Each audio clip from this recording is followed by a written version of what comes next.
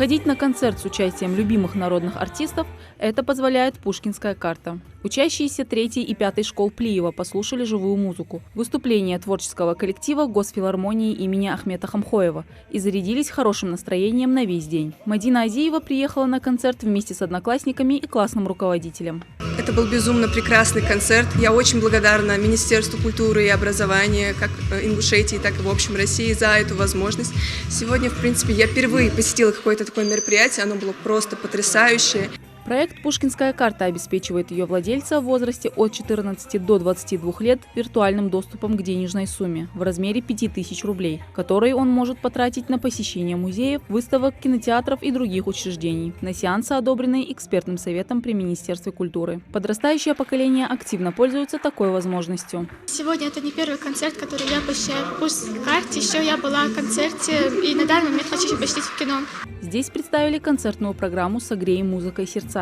В репертуаре такие патриотические песни, как «Яндере», «Ревнивый Кавказ» и другие. С момента запуска Пушкинской карты все чаще в рядах зрителей видно юных ценителей прекрасного, признаются народные артисты республики. Для нас очень приятно, что нас посещают такие юные зрители в рамках программы «Пушкинская карта». Поэтому посещают такие самые юные, интересные, зажигательные зрители. И для нас это хорошо, и для них. Кто пользуется Пушкинской картой и есть ли желание у молодежи посещать культурные мероприятия, можно узнать, заглянув в зал. Дети с огромным интересом наблюдают за происходящим на сцене, отложив гаджеты.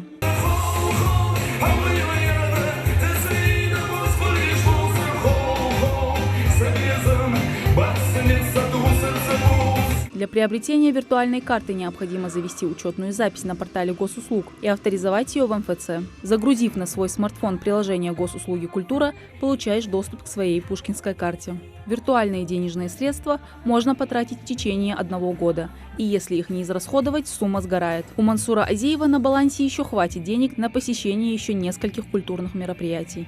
Это не первое мероприятие, на которое я посещаю. Но я очень рад и надеюсь, что смогу все чаще посещать такие мероприятия.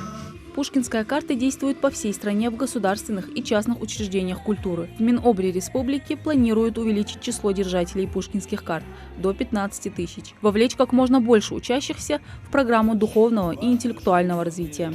Мадина Цора, Асхаб Белакиев, Новости 24.